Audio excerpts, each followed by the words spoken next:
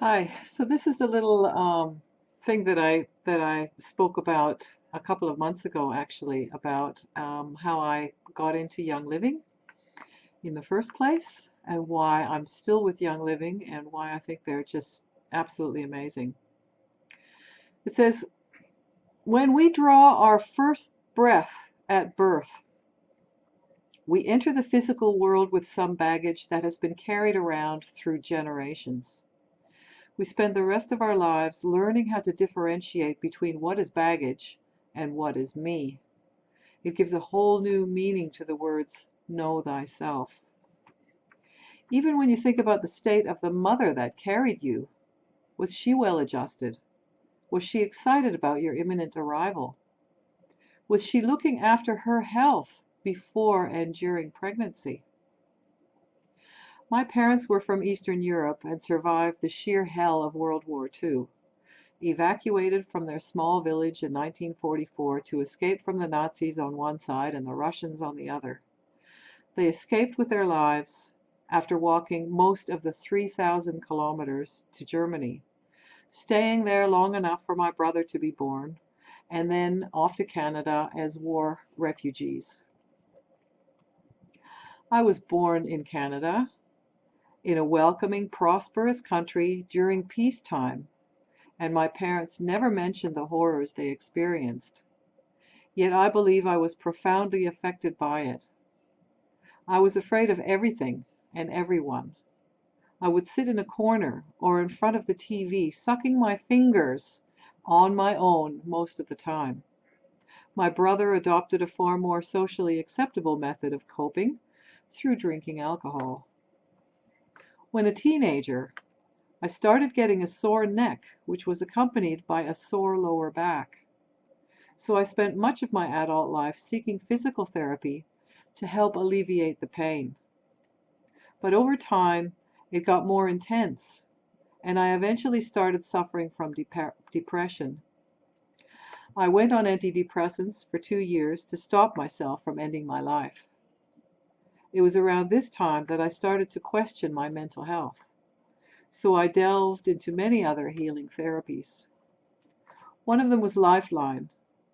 It was during a Lifeline session that I got a very strange sensation, like bubbles coming to the surface, much like when you open a fizzy drink and the bubbles emerge seemingly from nowhere.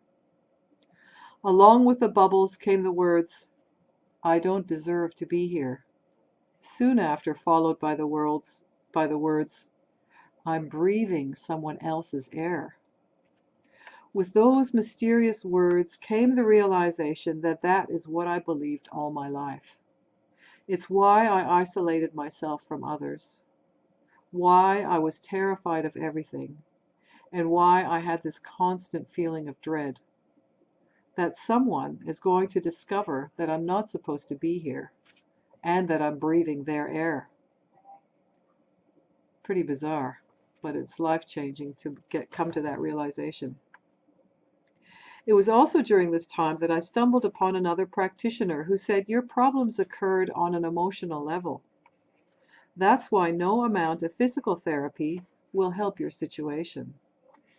He said he works on the reflexes where a lot of emotions and trauma reside and get stuck. So he tweaked my reflexes, and for the next 3 months, all I did was cry. Constantly. He was very nonchalant about it and said, "You're just releasing. Some people like to sleep, some like to eat, some cry. Just go with it, it's good." Eventually the tears stopped. He also prescribed the Young Living's Feeling Kit. He said, "Here's my member number, go look it up and order it." So I did. When it arrived, I was expecting an instruction manual. I'm a green personality who has to read everything before doing anything. I thought they forgot to put the instructions into the box.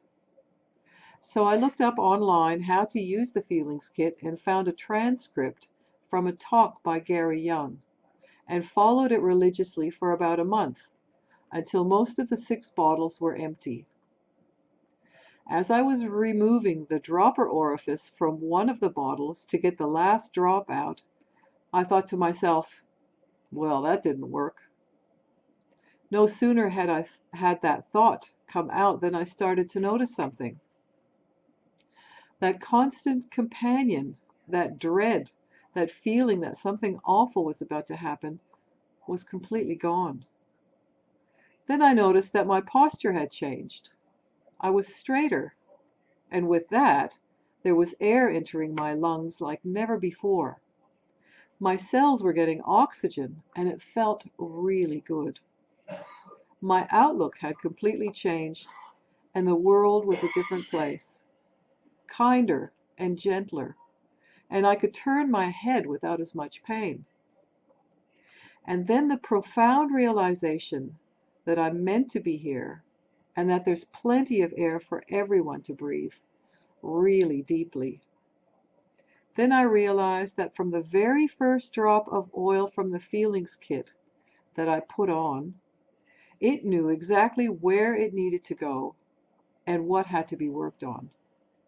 The oils were working on such a deep level and so subtly and gradually that I hadn't noticed the changes that were taking place in me and still are taking place. This was a talk about breathing and releasing. Thank you.